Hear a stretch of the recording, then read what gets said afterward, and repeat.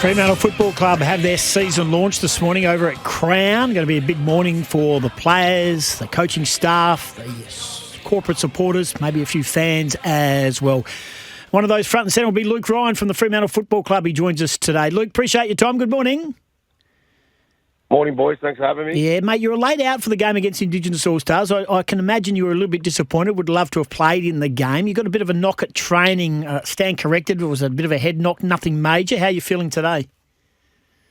Yeah, no, I'm feeling good. I just want to play against the likes of Sonny, Bolt, Pickett. I want to let the young guys do it and rest me hammy for another week.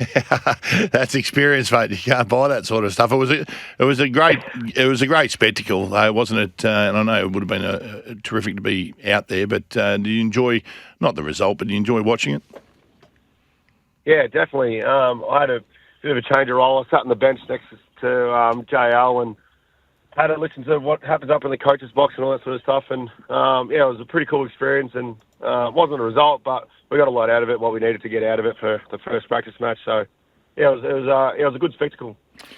Hey, Luke, since that game, there has been the Jungle Drums have been beating in regards to possibly bringing in a sort of state of origin every second year, the Indigenous game and maybe a state of origin in that same window of opportunity in a pre-season game. You being a Victorian boy, would you, as amongst your playing group, have you thought about it? And we see a lot of pushback because of players getting injured and too many games in the season and the like. But the noise is starting to get a bit louder. Keen or not keen?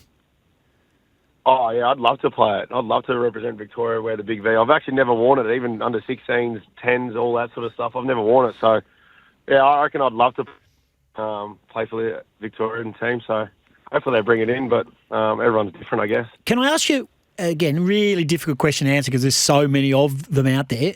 Who's the one player, Victorian for the best part, you would love to play in? Someone you admire, whether it be someone you play on or someone you play against who's further up the ground. Here's the one player hacking around at the moment in the AFL that you would love to run out with. Oh, geez, probably Scott Pendlebury. He's my favourite player of all time. Yeah, I'd love to run out with him. Yeah, he goes all right. He goes well, doesn't he? Hey, I was going to. There's a few questions here as from our listeners, mate, and you obviously answered the head knock one. A lot of questions about the style of play, the game plan that's going to be implemented this year, and we know that JL said that played a vanilla brand, didn't want to give too much away on the weekend. Without telling me what the differences are there going to be anything different? Is there going to be a different style that the Dockers are going to roll with this year? Yeah, it definitely is. Not a different style in a way. It's just we're going to be obviously a lot faster, more attacking. It's a weird game, that one, because every player there is fast, and our high halfbacks are playing real in the back pocket. So it's hard to do a bit of ball movement when you got Brendan Cox as well as playing on Cozzy Pickett and Draper playing on Shai Bolton, and then we got our other younger, faster guys playing real deep back pocket. So it's hard to start ball movement, but yeah, we're going to be a lot more attacking. I think that's the way the game's evolving as well. So I wouldn't take too much out of that game, and you'll probably see a whole different sort of game against Melbourne in a couple of weeks. Hey, I know you're a good mate. You're good mates with all your teammates, but you're good mates with Sean Darcy. We know he's had a bit of a setback, but that aside, we've seen pictures and people have seen him at training where he's trimmed off nicely. Can you shed some light onto how he's done that? He's put in an enormous amount of work. I think when we had off season, he only had 2 or 3 weeks off, and he was training the whole time at the club. Didn't go on any holidays. I've never seen a bloke work so hard. He's still working that hard now. He's always asking for extras and stuff like that. So he's been a bit unlucky, but the amount of work he's put in, I've never seen before. So once he gets back out there, I'm expecting. I reckon there's going to be big things that happen. And hopefully, he's out there for a long time. Will it change what he's capable of doing? Do you think? Well, I don't want him to change too much. He was a pretty good player. The way he was. I'm not sure. Hopefully he keeps his strength and everything, but I'm guessing he'll be able to get around the ground a little bit better, but we don't want him to change too much. He was a pretty special player.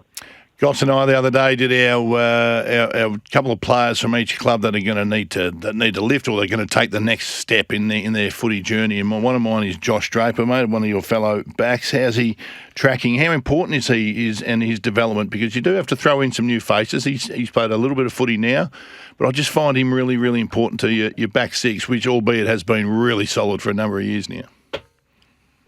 Yeah, obviously when we lose a few players during the year, and Drake's come in with Hugh Davies and played that Sydney game, which is one of the best games we had, but he's been enormous. He's training unbelievably well.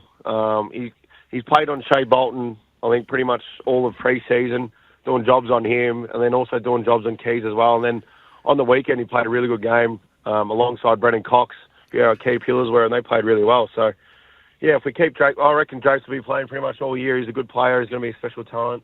So, I'm excited to see what he can do. He's going to be a lot better this year. Luke Ryan is our guest ahead of the Fremantle Football Club season launch this morning at Crown. When did you get vibe, or was there a coaching instruction from J-Lo or Jamie Graham that if there's anyone near Cosy Pickett that you sort of used as a chance to get him to sort of realise how great the club is and to play at Optus every second week, how good that would be? Did anyone take that opportunity?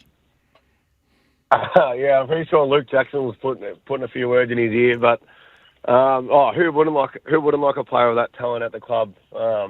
It's great to hear that people want to come to our club now and stuff like that. So yeah, if anyone wants to come to our club, we'll take him. But yeah, we'll leave that to Waldy. He's doing a great job at the moment, so see what he can do. You mentioned Draper's playing on Shai Bolton. How is Shai? Has he brought a little bit of life to the place? I mean, every Fremantle supporter is pretty excited about what he can bring. And we were talking about where he's predominantly going to be playing, forward or mid. I think your mids are pretty capable, so you could add that little firepower up forward. How excited are you about him? Oh, yeah, definitely. He's been annoying to play on throughout the pre-season. Some of the stuff he does is just like he'll come out lead and he'll drop the ball because of good pressure, but then it'll work out better for him that he's dropped the ball. You have to take on three blokes to snap a ball over his head and kick a goal and all that sort of stuff, which I've never seen before. And he's just doing it week in, week out, and makes it look so easy. Yeah, he's going to bring a lot of X factor, and he's going to take the best defender, and hopefully that frees a few of the other boys up. And yeah, I'm excited to see what he can do for us. Hey, last couple, we know you've got to go in very, very shortly. Last couple for you. Scotty and I are talking about, subtle changes to styles and rule changes that could get implemented this year. What I've noticed in the Indigenous game against Freo and also the one at West Coast versus Richmond is that players are coming and standing the mark. They're getting there quicker and standing, and they're no longer sort of outside fiving. Has just that seeping off and the umpire calls the outside five where you can't go in. Is that something? Have I missed something, or is that happening more in the pre-season? Is there seemed a directive that get to the mark and make them kick? Yeah, I think we've always done that. It's more if you're close enough to stand on the mark, quickly get there. But if you're further away, try and delay, make them make a decision, try and kick down the line instead of going the corridor. But we've always said if you're close enough, try and get to the mark, make them take a few steps back, make them take a bit of time, allow the defence to catch up. But yeah, we haven't really spoke about it too much at all, to be honest. We'll see how it plays out. And last one from Tom, who's a rusted-on Fremantle man. He'll be appreciating me asking this question. Luke, will you be taking the majority of kick-ins? I can't afford to move it slow from the D50. Too much slow movement last year, kicking backwards and sideways. Also, you're great for 20-plus disposals a game. Cheers, says Tom. Are you the designated kicker still?